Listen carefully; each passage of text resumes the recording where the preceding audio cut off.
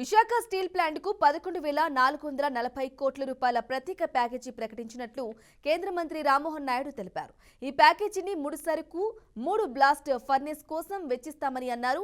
దేశంలోని స్టీల్ ప్లాంట్ల విశాఖది ప్రత్యేక స్థానమని ప్యాకేజీ ప్రకటించిన ప్రధాని మోదీకి కృతజ్ఞతలు తెలిపారు. విశాఖ ఉక్కు ఆంధ్రుల హక్కు అనే నినాదాన్ని కేంద్రం కాపాడిందని, ప్లాంట్ను నిలబెడతామన్న కూటమి మాట నిలబెట్టుకుందని ఈ సందర్భంగా రామ్మోహన్ నాయుడు తెలిపారు. కూటమి ప్రభుత్వం ఏర్పడ్డాక ఆంధ్రప్రదేశ్ అన్ని సమస్యలు పరిష్కరిస్తోందని తెలిపారు. సర్కార్ ఏర్పడిన తర్వాత చిరకాలంగా ఉన్నటువంటి సమస్యలన్నిటికీ కూడా శాశ్వత పరిష్కారం అందించే విధంగా 7 నెలల్లోనే ఇంత బ్రహ్మాండమైనటువంటి నిర్ణయాలు తీసుకున్నామనంటే ఎంత కమిటెడ్గా రాష్ట్ర ప్రజల పట్ల ఈ సమస్యల పట్ల ఎంత చిత్తశుద్ధితో పనిచేస్తున్నామో ఒక్కసారి తెలియజేయడానికి ఈ విషయాలన్నీ కూడా మరొకసారి ప్రస్తావిస్తున్నాను.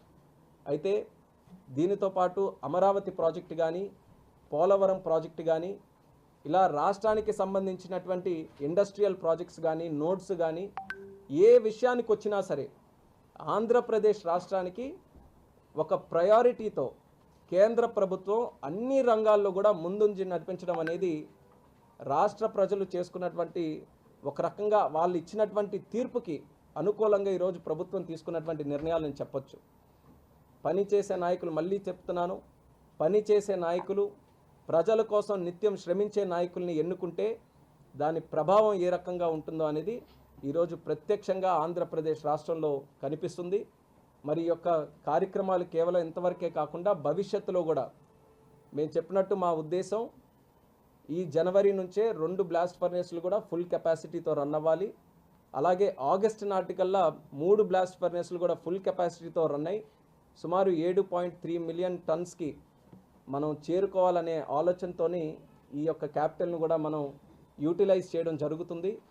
ఇది నిజంగా మన ప్లాంట్కి ఎన్నో సంవత్సరాలుగా పట్టి పీడిస్తున్నటువంటి సమస్యలకి ఒక మంచి సమాధానంగా ఈ యొక్క కార్యక్రమం జరగబోతుందని తెలియజేస్తున్నాం. కేంద్రం నుంచి ఏ కార్యక్రమాన్ని అయితే ఆశించామో ఆ కార్యక్రమం జరిగింది. మిగిలింది ప్లాంట్ని ఇంకా మంచి పద్ధతిలో మనం నడిపించి ఖచ్చితంగా ఒక బ్రహ్మాండమైనటువంటి పొటెన్షియల్ ఉంది.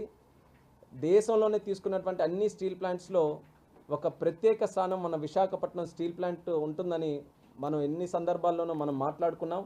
ఈ కొత్త